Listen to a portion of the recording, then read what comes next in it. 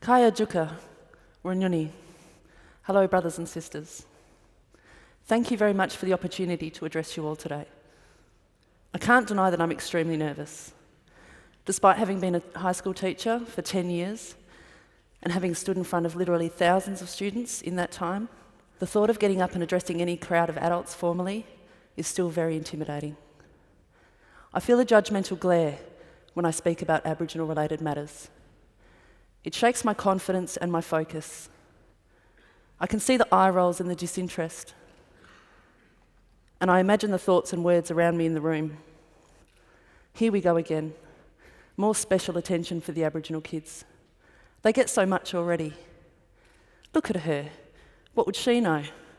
She's as white as I am. Some might say it's all in my mind. And perhaps in some cases it is. But there is a reason that seed of insecurity has been planted in my mind. My husband is dark-skinned and obviously Aboriginal, and gorgeous.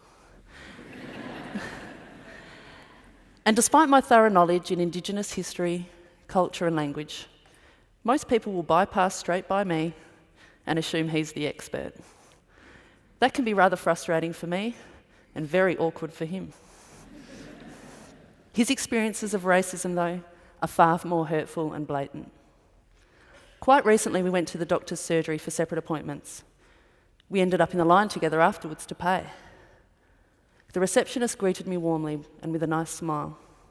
"Will you be paying by cash or card today?" she asked me. I paid my bill and I stepped aside to wait for hubby. I watched as the receptionist's whole demeanour changed. There was no smile. There was no pleasant greeting. "Have you got your healthcare card there?" she asked him. When he replied that he did not have one, she responded impatiently with, "Why? Haven't you been down to Centrelink to apply for one yet?" It's not an isolated incident, and it takes a strong person to endure that type of treatment day in and day out. Most Aboriginal people are extremely strong, though. So strong, in fact, that many on the outside are completely oblivious to what it means on a personal level to be an Aboriginal Australian.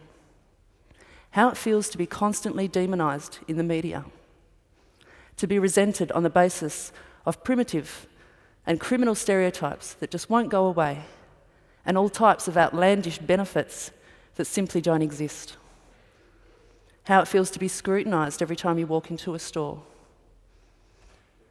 To have your credibility measured and your identity determined by complete strangers as being authentic, real, fake, half-caste, full-blood. Many people can't relate to the dread that they would feel as a parent, knowing that sooner or later their child will reach the age where they come to understand that they are perceived as a second-class citizen by many of their fellow Australians.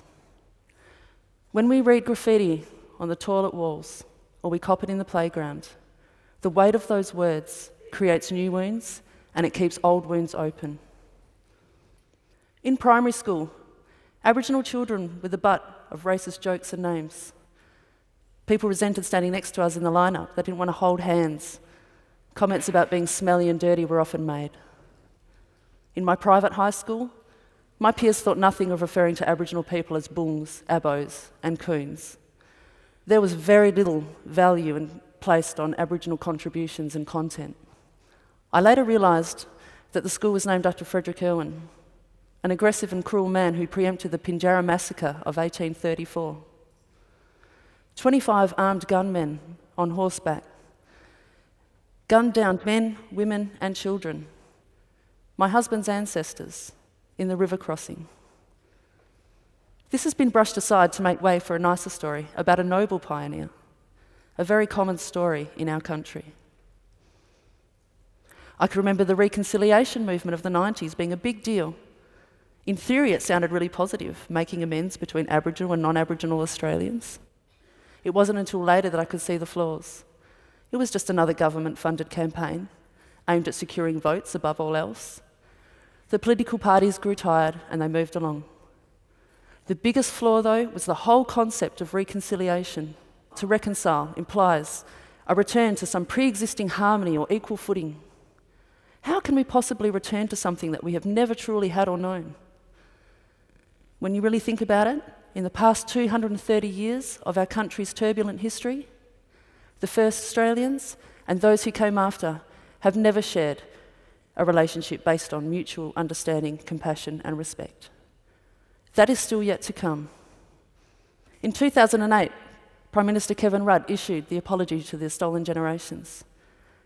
It was such a significant day for many, myself included, but it was tainted and I was dumbfounded at the lack of support and compassion. People just didn't get it.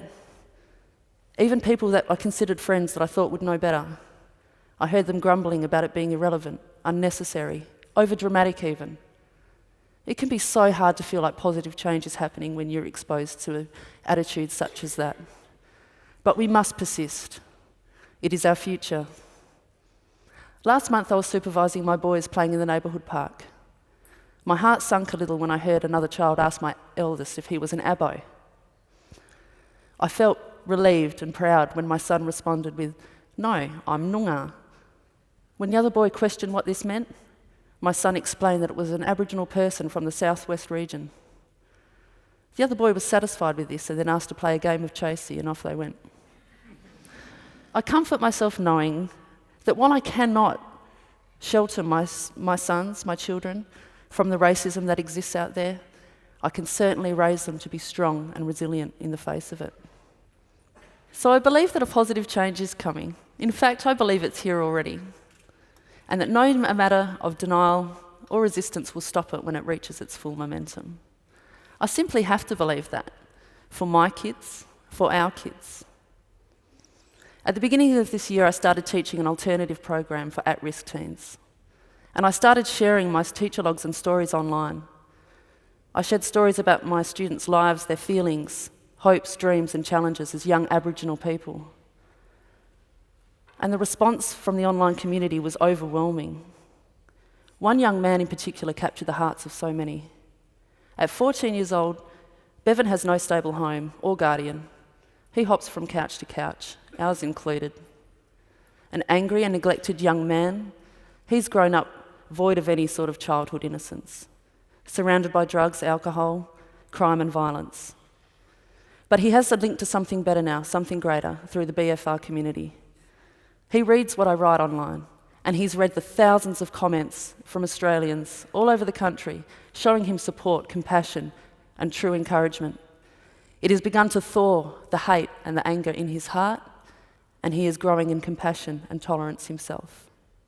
When I discovered the power of social media to bring voice to alternative perspectives, I saw the most incredible opportunity to combine my greatest passions and my strengths as an educator to reach more people with a fresh perspective.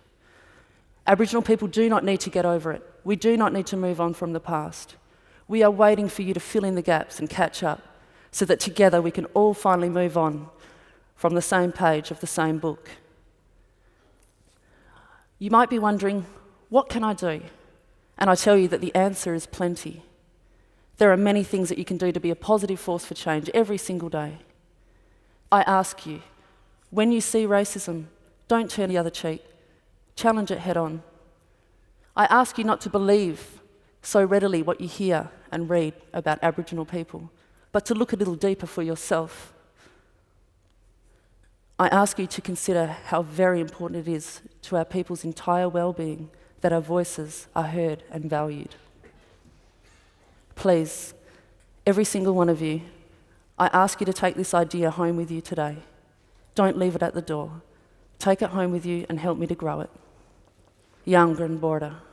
Thank you.